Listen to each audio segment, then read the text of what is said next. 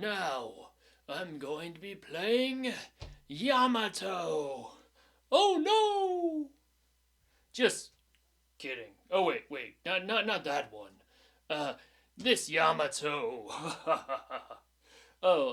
Okay, that's fine. Now you will see the unfettered power unleashed. Your blocker is now useless against its power. Yeah, you did rest my blocker there. I passed my turn. Now that's a little anticlimactic. As you guys can see, we're going to be talking about Yamato. Not this Yamato, which is good. We're going to be talking about this Yamato, which is incredibly situational. And one of the reasons why, even though it is essentially a vanilla in power, so it's a 3 for 5 cost, the only thing that makes it struggle in being incredibly useful is the fact that it rests itself to do its ability, and it also doesn't have a counter. If it didn't rest itself to do its ability, it'd be one of the most busted things in the game. But because of the fact that it rests itself, it's just not as good. And it becomes a complicated question because we don't even play almost any vanillas in green because green just has amazing cards. They have stuff that is just unbelievably awesome. So I'm going to be going into that because one of the major things that gets in the way of Yamato being good is cards like Okiku, right? And this card, when you put a Dawn on it, when attacking, once per turn, rest up to one of your opponent's characters with a cost of 5 or less. See, what this does is instead, it rests itself to rest something with a cost of 2 or less. So, while this is attacking, this is just resting itself. And this also affects 5 cost, right? Which means you're hitting almost 80% of threats in blue. You're hitting most of the threats in red. And then you're also hitting a bunch of the threats in green.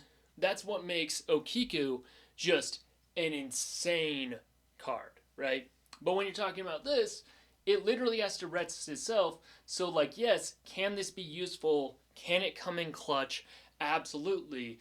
But also, another useful card that comes in clutch, better, is Nekomamushi, which does it cheaper. It has a 1k counter on it, and you rest one of your opponent's characters with a cost of 3 or less. So, if all you need to do to win the game is to rest a blocker, Nekomamushi, you can also pitch it if you need to. Then you can also recurve it with Law, which makes it just generally a much better card in most circumstances. And then when you're talking about 3 costs, the other 3 costs that you have is Itzo, which is 3 for a 3k, not great, 2k counter, fantastic, and then it also rests one of your opponents with a cost of 4 or less. See, one of the issues with specifically the usefulness of Yamato is the fact that it has to rest itself to tap something that is actually less power than even Yamato itself. And when you're using something like Okiku, you can literally tap something that is more powerful or a higher curve than Okiku, which is one of the major things that makes Okiku insane. And then the other thing that you have to look at is what are the other cards that you could be playing instead of Yamato? Here's the blockers with 1k counter. So you have Killer, which when it blocks, generally it's drawing you a card. Really good, replaces itself, super strong interaction. You have Penguin and you have Sachi. What they do is on play, if you have Penguin in play, play one Penguin from your hand, and then Penguin, play Sachi if you have them. So if you have both of them, you just got 2 blockers, and if not, you can pitch them. And then you have Mamushi, and you have Itzo, which are both tap things, which falls into the same category as Yamato, but they do it on play, which makes it just a much better time. And I'm not saying there aren't times when you want to see Yamato, like, if you're about to close out the game and they have a chump blocker, making sure that that chump blocker is rested is a good play. The only thing is, you're already running three things that can do that, right? And early game, Okiku is going to fulfill that role. And the other thing with Okiku is that Okiku doesn't have a counter either, and both of them don't have counter. But the only thing is that Okiku is insane, because every single time that they attack, they're tapping up to a 5 cost. Where this, you have to rest it so that you can like rest a 2 cost or less, which is just such a world of difference. You see these 2 cards? There is literally a world of difference between them, because they are not even on the same stratosphere, mostly because this is going to tap down threats like Queen. It's going to tap down threats like Hawkins, you know. There's just any number of great threats that you can tap down with Okiku. And this is either to swing with it, which it has the vanilla power. So 3 for 5k, which obviously having vanilla power is really good. But if you need to, you're just going to rest something with it. And it does cause people to want to swing back at it, which can be useful. But in most circumstances, if I'm just trying to rest something, I prefer to use a Nekomamushi. And the other thing that gets in the way of this is that you can only run so many non-counter cards in your deck. Otherwise, you're going to suffer. And let's go through the major things that you are going to be running that doesn't have counter in green. So I'm just going to go through some of the major stuff. I'm not going to go through everything, obviously, just to give you the list, right? So you have Okiku. Already went over. Amazing card. Crazy threat. I would call this the Robin of green. It is just insane when you get it off. It takes care of a lot of different cards. It is just a nuts card to be running. So you have Okiku. Then you have the man, the myth, the legend himself, Basil Hawkins, right? And he does with 1 Dawn, once per turn, your turn. If this character battles your opponent's character, set this card as active. So he just kills the other person's side of the board, and then you can keep him. You can either swing again, which I think usually isn't the right move, or you can leave him activated so they have to use hard removal to take him out. The other major card that you're going to be playing in green is Trafalgar Law, right? On play, you may return 1 character to your hand. Play up to 1 character card with a cost of 3 or less from your hand. So this recurves stuff. So like, let's say you had another Sachi in your hand. You could pull up Penguin, put out Penguin, and then have another blocker. So you could have 3. You could go from having 2 to 3 blockers, and have 2 of them be 4Ks just by playing this card. Which, that's not the best interaction. Usually you want to be recurving stuff like Nekomamushi or Killer. But anyway, this card, busted. We're going to be talking about the other card that you're going to be running possibly without counter, and you're looking at the Blocker Kid. Which, Blocker Kid, he's basically like Hawkins, but a little bit better. The only issue is that he costs more, which makes him it's complicated to say who I would say better. Both of them are cards that when they're on the field, they are insane.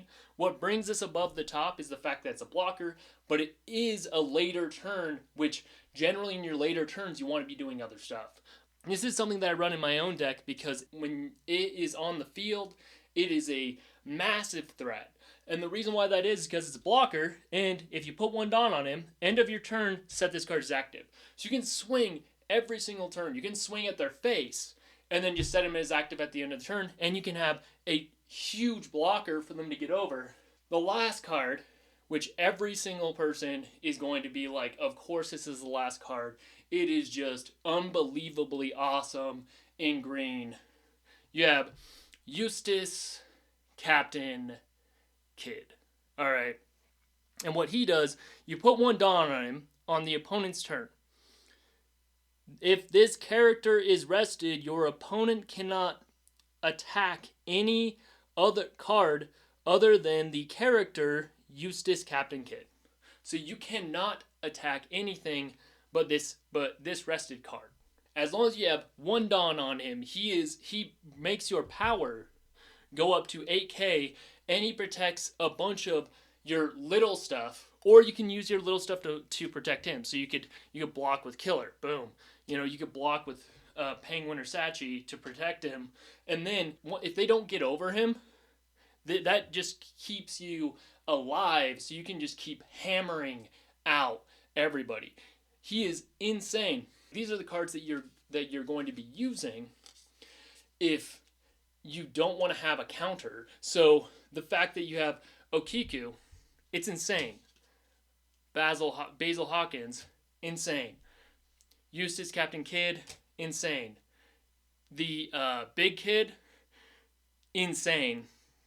Trafalgar Law, insane. Or you could use up your limited spot for a card that to do something extra, it has to rest itself, leaving it open to attack. That could act as a blocker. People have brought it up to me. The only thing is, we could also run a blocker, right? You could run a blocker that doesn't cost 3, or you could run a blocker that sometimes you get 2 blockers off of it, right?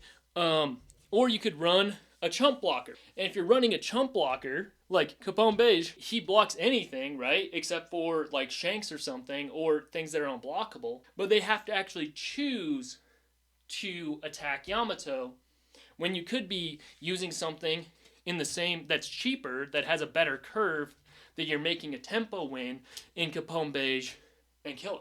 That is one of the reasons why I'm talking about this card today. And that's why this is the Trash Tuesday card that we are talking about. I mean, the art's amazing on it. I think it's a really cool card. I like the card personally. I just think the ability isn't very good, mostly due to the fact that it would be fine in other colors, possibly. But in green, you just have so many things that you could be doing without having a counter that it becomes completely and totally obsolete, and just something that I personally wouldn't even consider putting in, because I would prefer, even though they're smaller, both of these cards, because they have the counter on them, and they do the same thing tapping. If I want to be putting in a 3 cost, Okiku taps something that's a higher cost than she is, which is insane.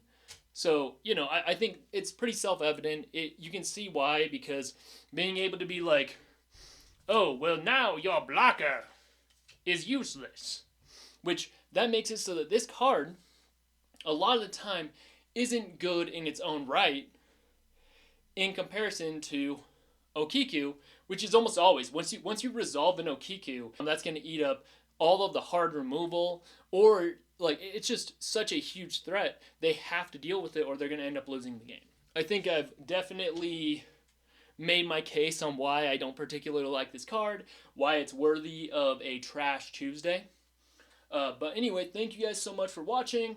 I did end up getting another promo because I went to my locals. We'll see what I ended up getting today, right?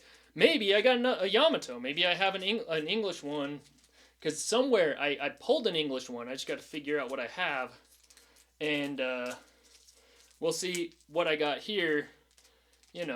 I mean, I'm fine with having the card. I think the art of it is amazing. I mean, it's gorgeous, right? But anyway, let's check this out. Slowly getting this all set up. Boom. All right, and oh man, on the Yamato, I pulled the English Yamato. So, that is fitting. And now you guys can see for yourself, So on Trash Tuesday, I got my Japanese and I got my English. Oh man, now that is serendipitous. It's always good to see that. Well, anyway, thank you guys again for tuning in for another Trash Tuesday. Be sure to have a wonderful day. If you could like and subscribe, I definitely appreciate it. If not, no worries. Live your life. Appreciate you guys. And be sure to, if you like my work, keep tuning in. I definitely appreciate it. Have a wonderful day, guys. Take it easy. Bye-bye.